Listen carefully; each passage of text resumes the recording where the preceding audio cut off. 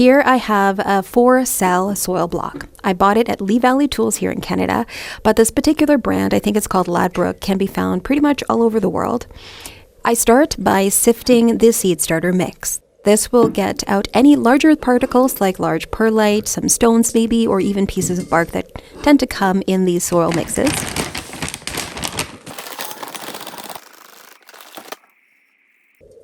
The main thing for success with soil blocks I have found through trial and error is getting the texture and consistency of the mix just right when you're mixing the soil with the water. There really is no exact measurement for how much water you need to add. You really just have to try it yourself and see what works for you.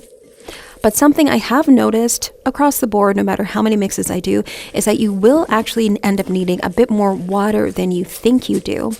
You want for this to be quite wet. Not so wet that it's like ruddy porridge and it's not sticking together, but wet enough that it sounds squishy and quite a bit of water squeezes out.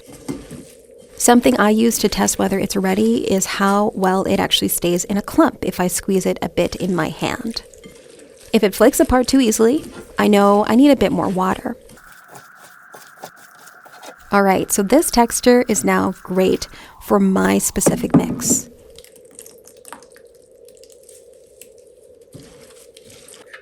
Now we need to pack the soil blocker tool. You want to pack it quite tightly, but not so tight that you're squeezing all of the water out, because you do still need it to be quite wet.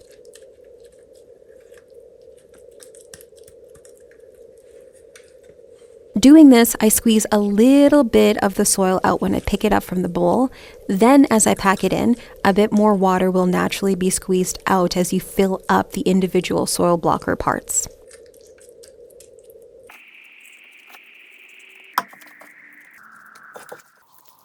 I try to make sure that all the blocks have an even amount in them, and I also do clean up a little bit on the sides and make the bottoms flush and flat as I can. I am a Virgo. I cannot help being a little bit more tidy.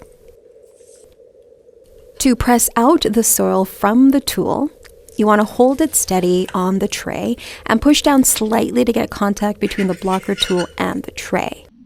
To finish these trays I have here, I actually needed 2 rows of just 3 blocks, so it's pretty simple. You just adjust how many of the cells you're filling and just use that many. If you only need 3, like I need here, just use 3. If you only need 2, only need 1. It is pretty easy just to kind of break it up. You don't have to do all of the entire soil block tool at the same time. And then voila, perfect soil blocks ready for sowing.